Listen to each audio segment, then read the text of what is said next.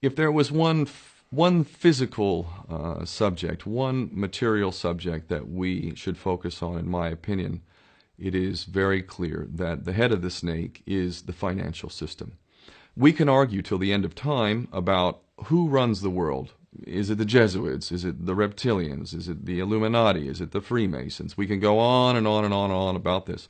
But I don't think it is reasonable to even begin arguing about the mechanism that is used to exert this control. The mechanism is finance. The whole point of finance is to indebt, otherwise to enslave. What is a mortgage? I mean, what does that stand for? It's a death grip. So when you get a mortgage, you have a death grip held over you because you are in debt. You don't even own the house. The bank owns the house that loans you the money to buy the house, unless you're fortunate enough to have all the money to buy it outright. And even then, you can be taxed by the government, and if you fail to keep up with those taxes, the government can then take it from you. The whole system is based on a financial fraud which effectively takes the power that we have and it gives it to a tiny group of individuals who are running the world through the control of finance. With the infinite supply of money that we have allowed them to take, they have literally an infinite supply of money, and with that money, and from their psychopathic point of view, they have bought everything and everyone who can be bought.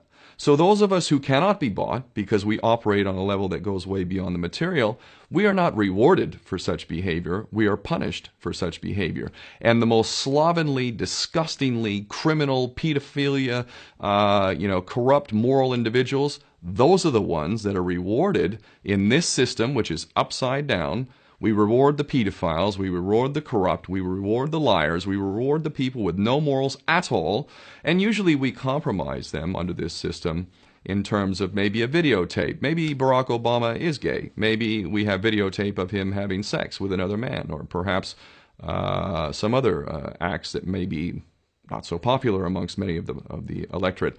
Or maybe we have videos of political leaders having sex with little boys or little girls. If I was in charge of the world and I was a psychopath and completely drunk on my own power, you can bet damn sure that's what I would do.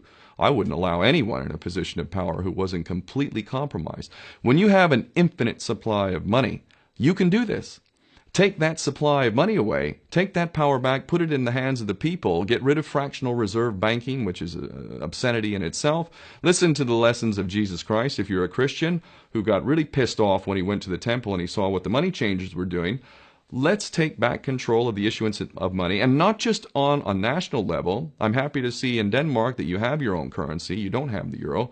But on every country's level, they should be issuing their own currency in a transparent, non-usury based way in which it really, truly benefits the people. And in that way, we can literally free ourselves of the banking debt which is drowning us all, and we can stop scrambling for the crumbs from the table of these filthy rich psychopaths and live in a state of abundance just by changing this one thing. And I'm not just talking about abundance for Western nations who have an artificially inflated value with their currencies. We all in the West are guilty of having that reward while the rest of the world is sucking on it.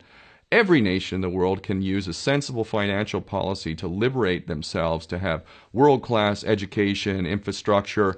Everything that a healthy society would require can be had in the worst, most corrupt African country, in any part of the world. We can all have that if we simply change that one thing. John F. Kennedy did that about 6 months before he was taken out. He issued United States notes as opposed to Federal Reserve notes.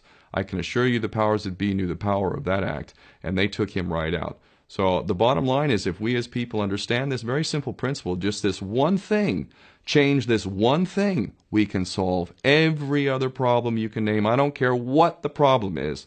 I can bring it back to the financial system and an infinite supply of money for a bunch of psychopaths who are running the world, as opposed to an abundant supply of money for all of us. So in that sense, I'm very optimistic. This is not rocket science. I am not the smartest guy in the room. We can all understand this. And as soon as we do, we can exercise the same power that we had, but relinquished, and we can have a future for ourselves and our children. There's a lot to be optimistic about, quite frankly.